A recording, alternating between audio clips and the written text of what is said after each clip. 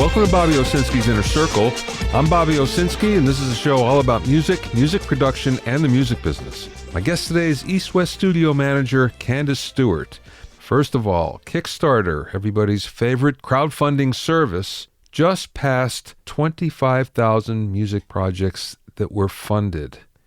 Just think about that. 25,000 music projects were funded. And still, music projects have the highest rate of conversion of anything that happens on Kickstarter. One of the reasons why music projects work so well on Kickstarter is that the service was created with music in mind. So they have a penchant for making music happen, even though it's expanded way beyond that since then. These 25,000 music projects were done by 22,700 creators and raised $175 million from 2 million people. That's pretty impressive. And when we say music project, what we mean is people that are making albums or raising money to tour or creating labels or documentaries about music or music people or creating new instruments. All of those things. If it has to do with music, chances are it's going to appear on Kickstarter, and chances are it's a pretty good bet that it's going to be funded. It's also pretty interesting that people who have started their projects on Kickstarter have been nominated for 20 Grammys so far. So it just goes to show you that DIY is alive and well, and it definitely does happen in the crowdfunding space. Now, it's interesting in that many musicians, artists, bands think that all they have to do is put up a crowdfunding page and they're automatically going to be funded. And of course, that's far from the truth, because one of the things that's really important to understand is if you don't already have a fan base and if you can't market to them, then no one's going to come to your crowdfunding site. No one.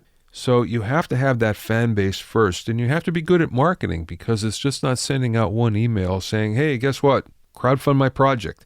No, there's a lot more to it than that. And a big part of this as well is the fact that the benefits have to be such that the fans will want to give you some money. So you have to think about what they're going to get out of it as well. I have a friend that was doing an album by himself at home. And he said, I'm going to do a crowdfunding project. I said, why? You don't need the money. He says, yeah, I want to get something out of this. That's totally the wrong way to go about it. It's the wrong idea behind it. No, you don't try to make money from your fans. You try to get them to help you create a project. And in turn, they're going to get something out of it as well. So crowdfunding does work. Kickstarter has proven that, in fact, it's very capable of helping any kind of musical crowdfunding project, but you have to go into it with your eyes open and know that if you don't market and if you don't have a fan base, it's just not going to happen.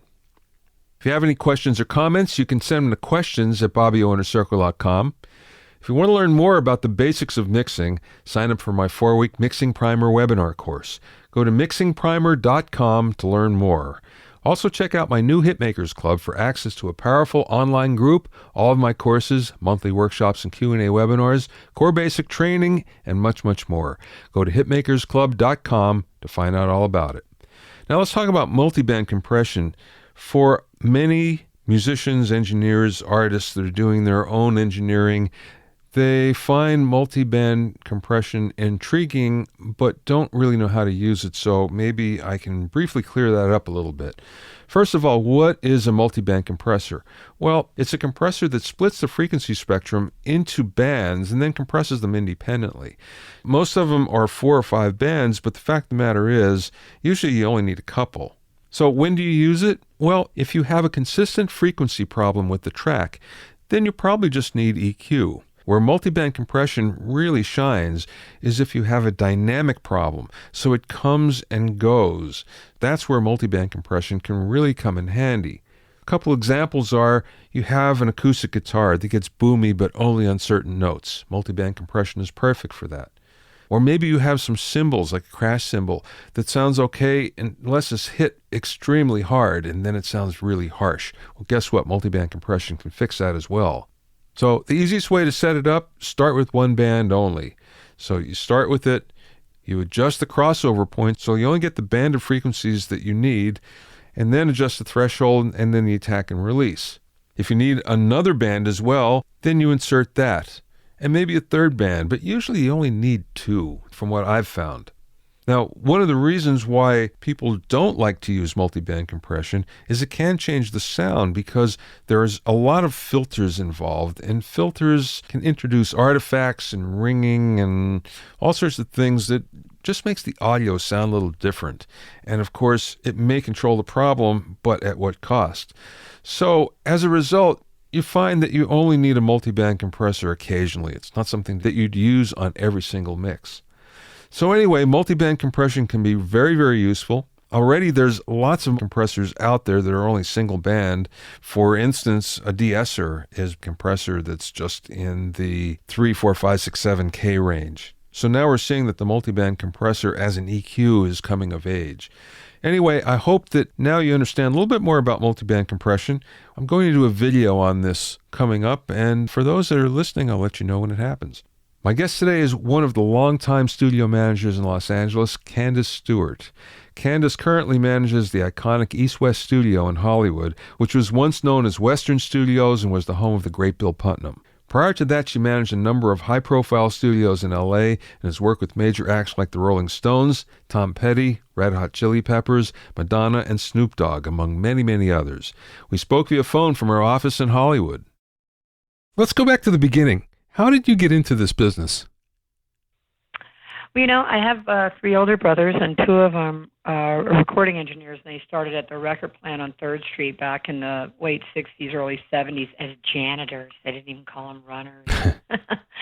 And I would come out from high school from South Carolina. We're from South Carolina, from Charleston. I would come out in high school and visit them, and they were working with Stevie Wonder and, Ron Nevison and all these people. And I thought, oh, that's cool. But I was going to school in South Carolina. I started college really early. I used to be smart, and I got out of high school when I was 16. And I started, and I was a linguistics major, and then I was a geology major, blah, blah, blah, but I ended up being a psychology major. And so years later, when I moved to L.A., in 1982, and my whole family was already here. And one of my brothers, my brother Steve Smith, my second oldest brother, had rented one of the old Kendon rooms. He leased it, and this was when he'd gone freelance and wanted to start his own studio. And all the people that had been their coworkers back in the record plant days, like Mike Klink and Gary Ladinsky and David Bianco and Jim Scott and all those guys, those were the first clients that Steve kind of pursued.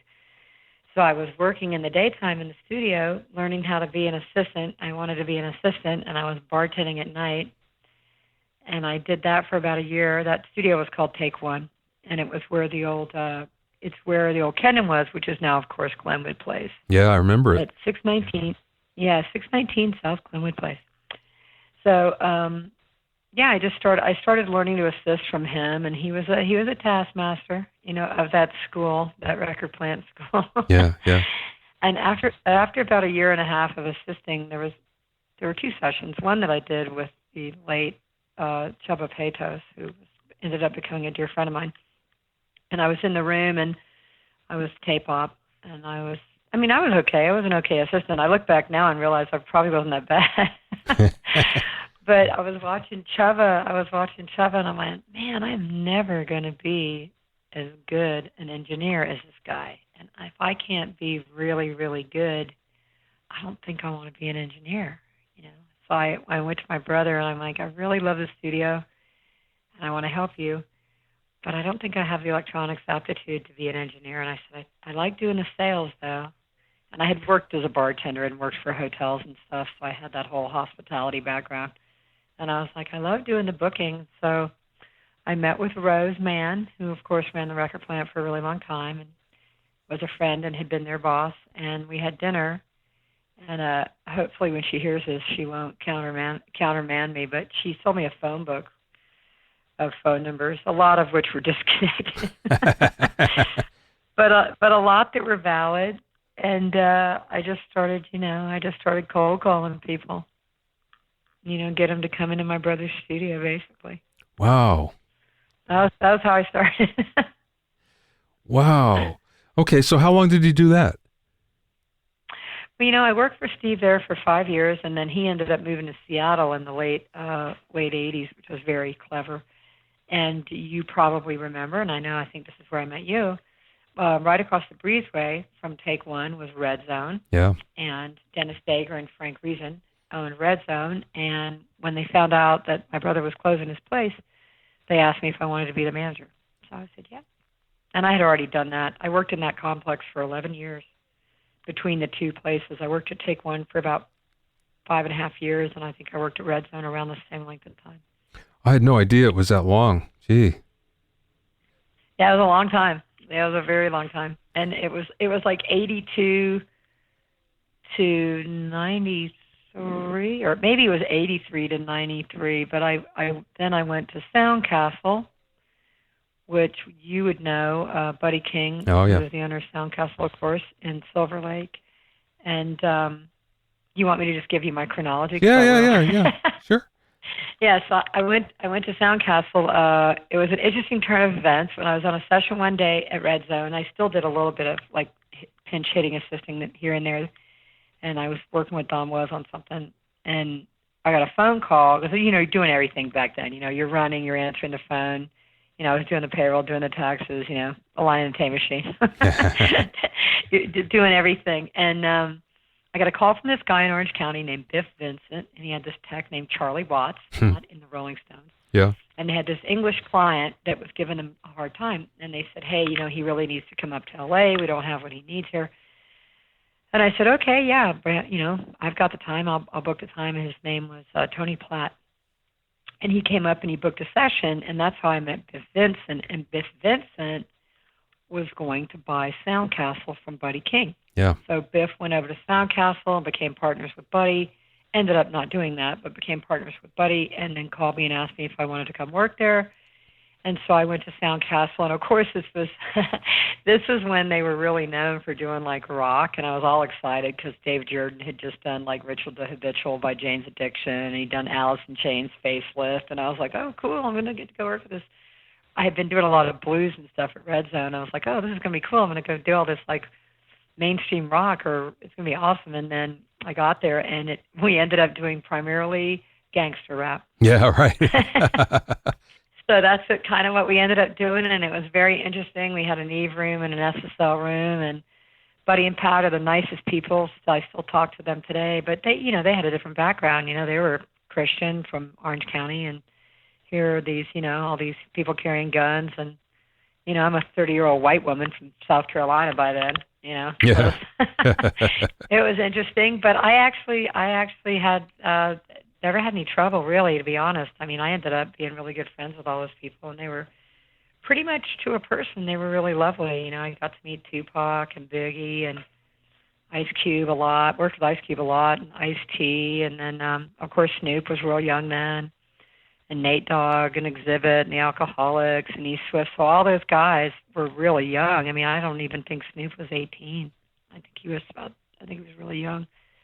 And so that was actually a fun time in hindsight. It was stressful mainly because, budgets were tight, and, there was a whole kind of a mood that was around that early gangster rap that was a bit more intense than the hip hop of today in a negative way. The violent factor with Death Row Records was, pretty scary. But I left there, and I think, gosh, I don't think we had more than a couple grand in unpaid invoices, which was a miracle. I look back now and I go, oh my God, that's a miracle.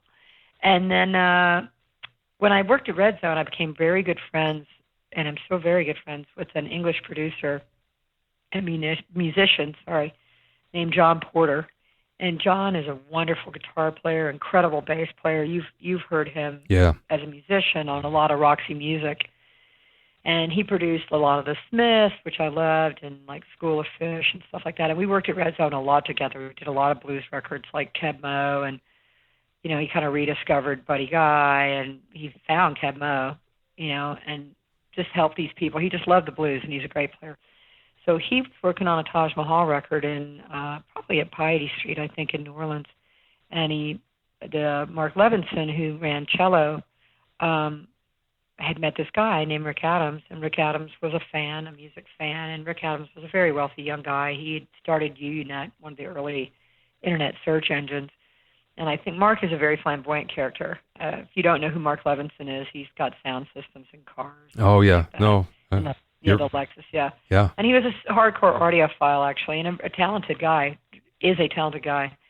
And I think he flew Rick to New Orleans in a helicopter for lunch to meet Taj Mahal. Love and it. said, hey, I want to open a recording studio. And then John called me and said, hey, they want to open a recording studio and they want to start a label. I'm going to run the label. Do you want to run the studio? And I said, well, what are you going to buy? He said, well, we're thinking about buying Sound City. And I said, oh, that'd be awesome. And this is in 97 maybe. And I thought, oh, that'd be cool. And then he calls me back and he says, well, we're thinking about buying 6,000 Sunset. And I'm like, yeah, that would be awesome. Yeah.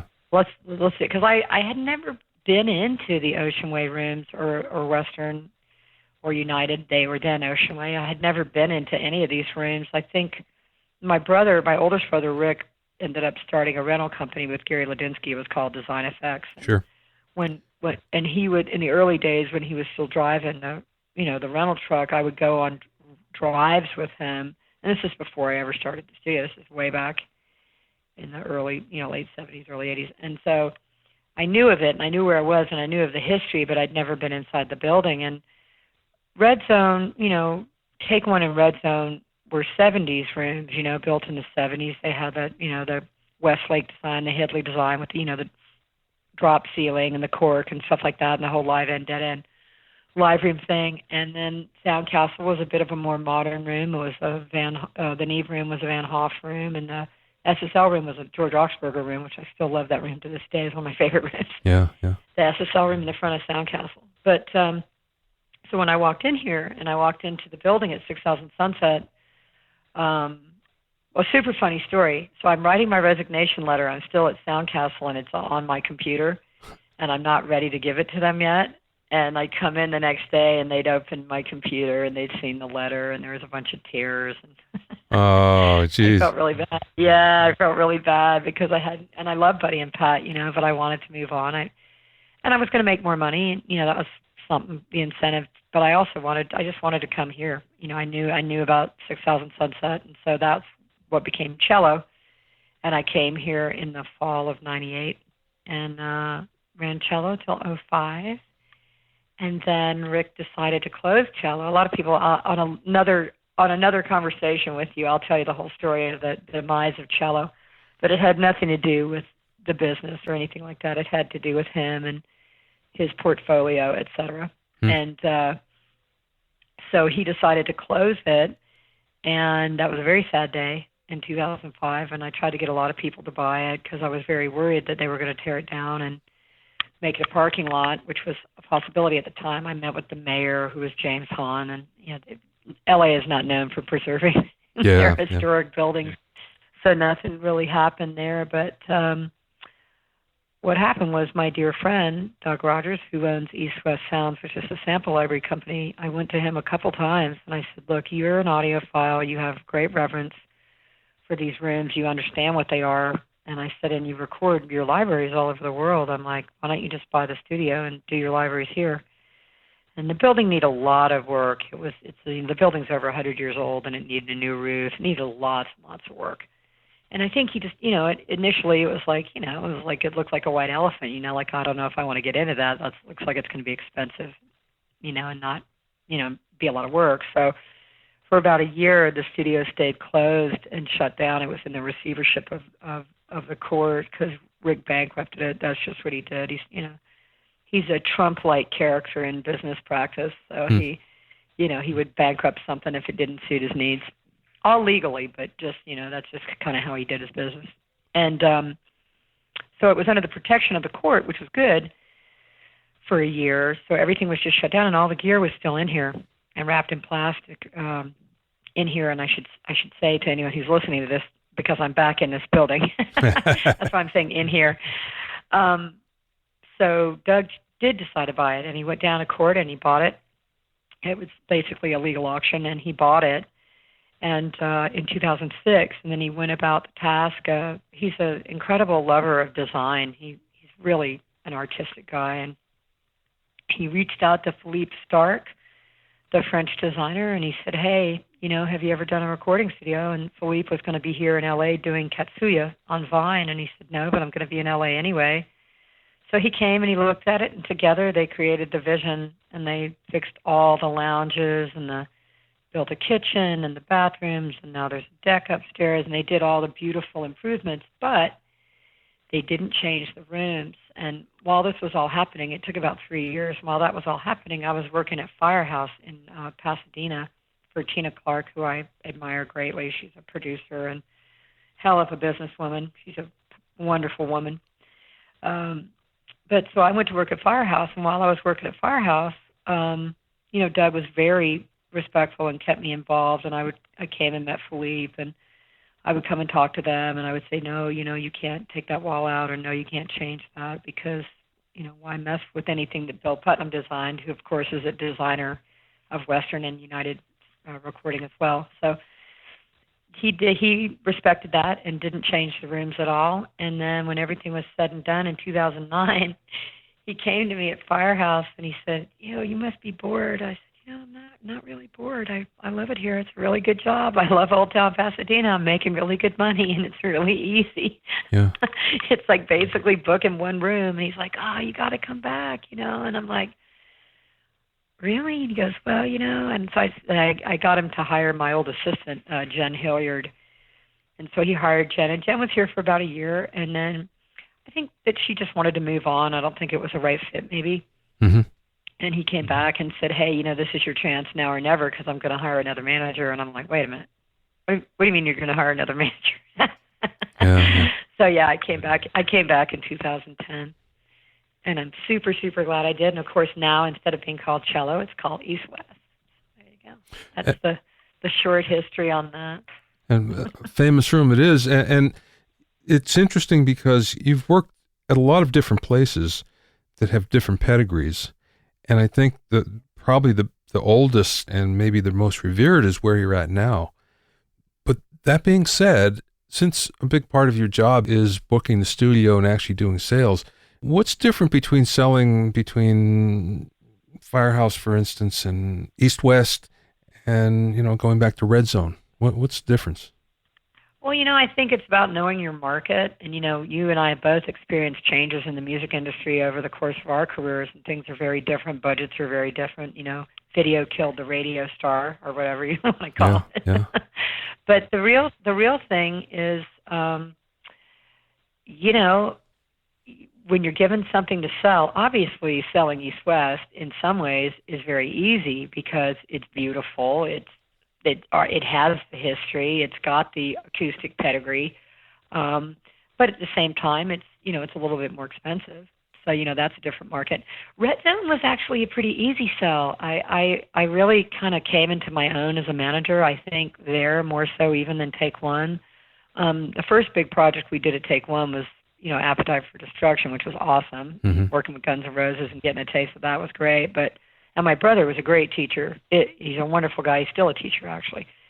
It's still a mixer. He's up in Seattle now, as I said. But Red Zone was good because I will say this, and Dennis Dager, my old boss. I mean, he was a taskmaster. He was a bit of he could be a strict guy, but at the end of the day, you felt like you were really part of a very small family, and the success or failure of the business rested pretty much on my shoulders. So the selling of Red Zone was easy in some ways because at that time, in the late 80s, early 90s, you needed the overdub studio. You didn't have home studios like you do now, and you needed those. I'll call it a B room, for lack of a better, description. But you needed rooms where were in the middle price range, say $1,000 a day or less, because overdubbing was such a long part of the process. So people would be booking weeks at a time for, you track for 2 weeks and you overdub for 2 months, you know what I mean, back then. And, so that was the longest part of the process. So it was about fitting into the market. And, I'm still a pretty aggressive salesperson. I mean, I didn't have the tools that I have now. I mean, the internet's amazing. I mean, now I can look at iTunes. Back then I did it all. I got Music Connection was invaluable to me. I got the directories from Music Connection. I got the A&R list, and I just cold call people and kind of do what I still do today, which is that, hey, come over, tour the studio, and let me take you to lunch, kind of a thing. And that's always been how I've done it. And, now I look at iTunes, I still look at the charts, and I still look for producers and engineers, because there's a lot of new people coming up always, and those are the people that are going to bring you the business. This market and climate is different, with the private studios a lot, but still, same thing. It's the same thing. What's the mix of your clients now? Is it more classic acts, or is it more contemporary? You know what? We are all over the map. I mean, it's so. I was laughing the other day saying, I used to think that I could predict the trends. Like, we used to say, oh, it's going to be slow in summer because people are touring, and it's going to be slow here, but this is good because that's when you can do TV work. In the early years, one thing I do want to mention about Red Zone, I concentrated a lot on advertising work, because advertising work and jingle work was still a very viable option back then. And so you had like Chiat Day and Daly and Associates, and you had a lot of advertising agencies in Los Angeles, and you had a lot, and because it was in Burbank, you had some that were quite close in the Valley and in Burbank. So, and then you had TV from the studios in Burbank. So I concentrated on a lot of that business, and that was stuff that I pursued because it was, it's just like anything. Is it close to you? Is it close to Burbank? So that was good, But here, it's so diverse. We are doing hip hop. We're doing, I would say that they might be considered more well-known artists for the most part, but that's not really true either, because we're working with people on freshman effort albums as well. We did a band last year, I think, or a little bit longer, a band called Cruella, and I think they're probably going to get really, really big if they haven't already. A girl group, and they were amazing. And I think we did a lot of early work with like Fits and the Tantrums and Foster the People, but we do a lot of hip hop, we do a lot of rock, and we do a lot of scoring.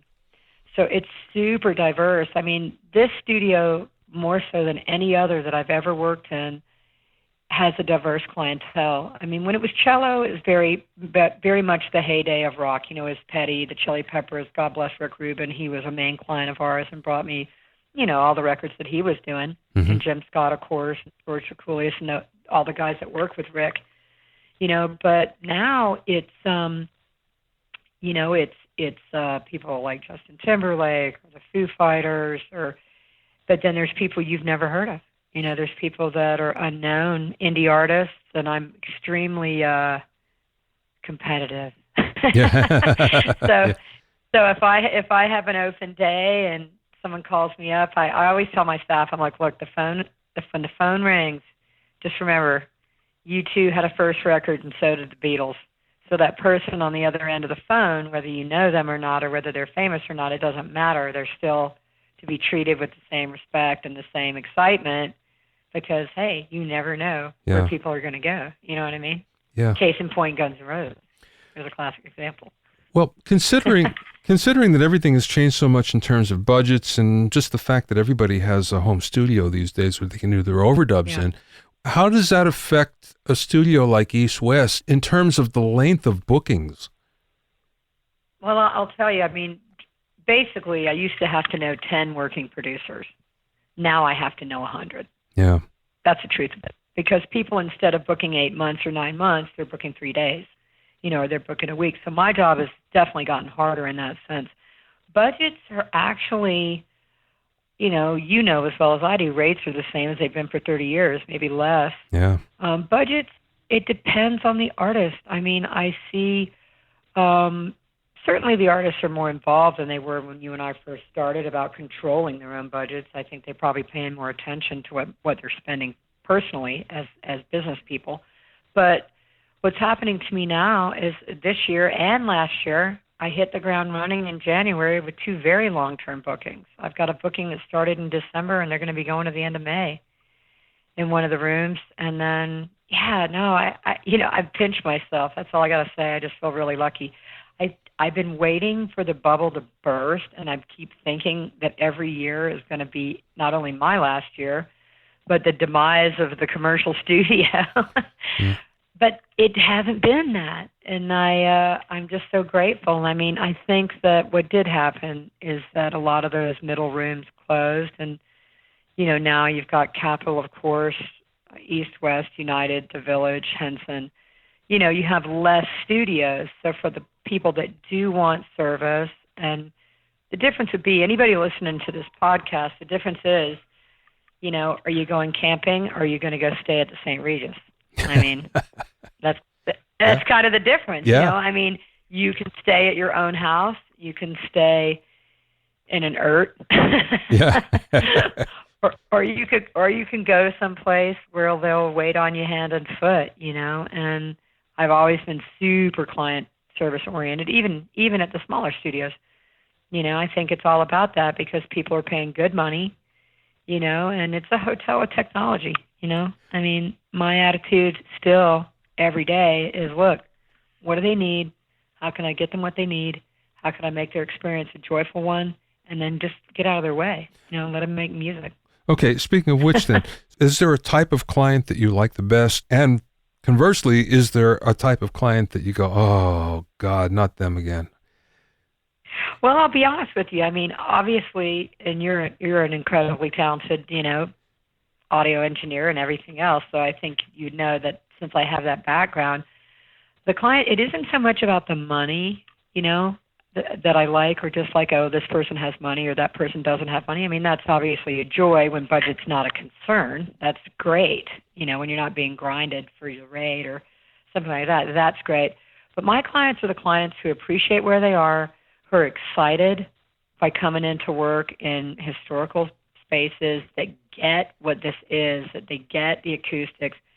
Maybe they're not the most accomplished engineers, some of the guys that come in now, the young guys, but at least if they're enthusiastic and they recognize like that they've been given an opportunity to work on a Trident A range or to work in, Studio 2 here and get drums, and they go, oh my God, it's so easy. I just put up mics and it just sounds so good. So what I dig is people that are my favorite clients are people that are enthusiastic and excited, respectful, where they go, oh my God, I can't believe I get to be here.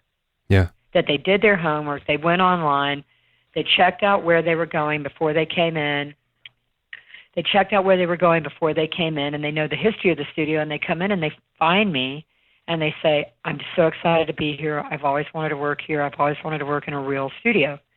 The people I don't care for are people that come in, don't get it, don't get what it is, didn't do their homework, think, don't understand, what enhancement the acoustics and the gear can bring, and then I feel like it's just wasted on them. So that's more concerning to me. If I talk to an assistant engineer and I find out that the people in the room basically don't know their craft, I'm just going to lay that down. I mean, that's more concerning to me than anything if someone's a shitty engineer. Yeah, if they don't get it, yeah, it's like... Am I allowed to, if they don't care, Yeah. If they think that they know everything and then they come into a place like this and they don't realize what the opportunity is to learn and to use the tools that are here, that's the kind of client I don't like. The kind of client that thinks you don't need a good mic. I mean, obviously it's about performance. Obviously it's about the song. And obviously you can make a great record in your house if you're talented. We know that. We also know that a lot of mediocrity has been released onto the airwaves over the past decade, especially in different formats that you and I don't care for. And we'd sit there and we'd go, wow, that just sounds like crap. So, yeah, you know what? Your only job is to make good audio. When you're an engineer, right? Yeah, right. Your only job is to use the tools to make it better. So, yeah, the people I don't like are the people that don't make it better. What's the Is most that fair? No, that is definitely. What's the most outrageous request that you've ever had? Oh God, I've had so many. I don't know. Is this an R-rated program? Yeah, I don't know you can go there. say. Sure. It's not. It doesn't seem outrageous to me, but to someone who's listening to this, it might seem unusual to have to, procure, a hooker or to go score drugs for somebody. That might be outrageous to the listening public, but certainly wasn't outrageous and definitely wasn't unusual in the early days of my career. Now it's silly things, like it's something, it'd be goofy stuff like a rider where they want a certain kind of kombucha or some kind of crazy water. I think my craziest request, and hopefully he won't hear this and no one in his camp will hear this, was Elton John back in the cello days, and I had to pick up 100 hot pink lava lamps. And I love Elton John. I'm crazy about him. I think he's amazing. But so I didn't have the runners do that. I drove around personally myself and went to every store that I could find to pick up these lava lamps. And then each day, this is the crazy request. There was a request for a flower arrangement that was a life-size Rottweiler on a hill with a cape. This is also for Elton John. With a cape, wearing a pair of sunglasses. And Pat Leonard was a producer on this. And Pat Leonard's such an incredible talent. He's unbelievable. I revere Pat. And I don't know whether it was Pat's request or Pat's idea or Elton's idea, but we made it happen, and we had it made, and it was wheeled into Studio One, and it was on a pallet about 8 feet by 10 feet, and I was standing in the room by myself, and I was looking at it going, and I said, what the fuck is that? Yeah. I was just like, that's just crazy. And I turned around, and Elton John said, what is that? And I went, oh, my God, I can't believe you're standing here. And I was like, I'm sorry. He goes, no. He goes, I feel the same way. He goes, I can't believe that you guys got that from me. He goes, and thank you so much. So that was an interesting story. The Rottweiler, the life-size Rottweiler on a pallet with a cape that said Elton John on it. That was probably my most strange request from a customer. That's awesome. To get a miniature float. Yeah. I think that was the hardest thing I ever had to procure. Hookers and drugs are a lot easier than that. That's all I'll say. Okay, last question. Sure. In your travels, what is the best piece of business advice that you ever received, or maybe something that you learned along the way? I think something that I learned along the way, and it might have been from my parents or it might have been from somebody else. I can't say who it would be from, but I think that, again, treat every client the same. Treat every client like they're just as important as anybody else, and treat every client as if they're going to be the next Beatles or the next U2, because you know what, they might be. That's great advice, and certainly I've been in situations where with the small budget, I was treated like I had a small budget. Didn't make me want to go back there.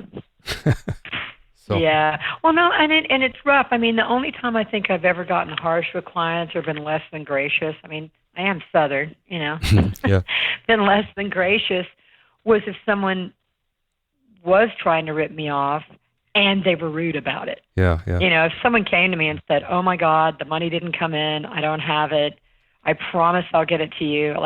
Still to this day, I'm kind of a sucker. If I like you and you're polite and you seem like you're really trying to get the bill paid, I'll be fine. I might even let you keep working a little bit. There comes a point when I make you stop because I just don't want to get in trouble. But I think that if you're rude to me and then you start to act like I'm the asshole because you're not paying or you're being abusive to my staff, that's the other thing. I've had a lot of leeway with the people I've worked for. God bless all of the people I've worked for, because they've left me, they've let me do my thing, and they've left it up to my discretion. And if somebody was rude or disrespectful or was going to get physically violent with my staff, I have never had a problem kicking people out. Yeah, good. Yeah. But it's been rare. I think I'm known to be benevolent, but it's happened. It's definitely happened where I've grabbed people by their shirt and pulled them outside. I mean, I got a redneck streak, so I don't want anybody to hurt my staff or to hurt my gear or to hurt my studio or to anything like that. I hate rudeness. I think that's my biggest pet peeve in the world. One last question. Do you have any advice for a studio manager that's just starting out? Yeah, I do actually. I would say go to shows. Go to shows, give out your card. Even if you're in a tiny little studio, and especially if you're a studio owner, manager, engineer, and you're trying to do everything yourself, go to shows. Go to local shows, get cards, give them out, meet with the band after the show. Because I still do this with my runners. I still have my runners go to shows and come and bring me bands if they think they're cool, because you never know when there's going to be an open day or an open week or something, and you can get somebody in, give them a good demo rate, and, get. But for me, it's about filling the time, but at the same time, it's about them learning how to network and them learning how to get business, Yeah. So, yeah, my advice is don't be a snob. Don't think you only need to know the most successful, famous managers, artist managers, engineer, producer managers, or producers. Get down there on a grassroots level. Go to clubs. Keep in touch with the music that's happening in your town. Now, these days, I'm a little older, so I usually just go to dinner.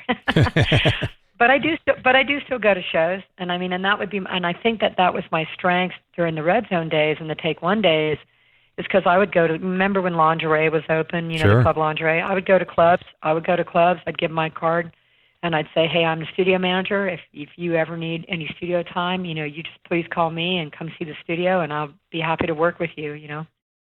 For more about Candace and EastWest Studios, go to EastWest Studio. That's all one word, eastweststudio.com. Thanks for listening and being in my inner circle. Remember, if you have any questions or comments, you can send them to questions@BobbyOwnerCircle.com.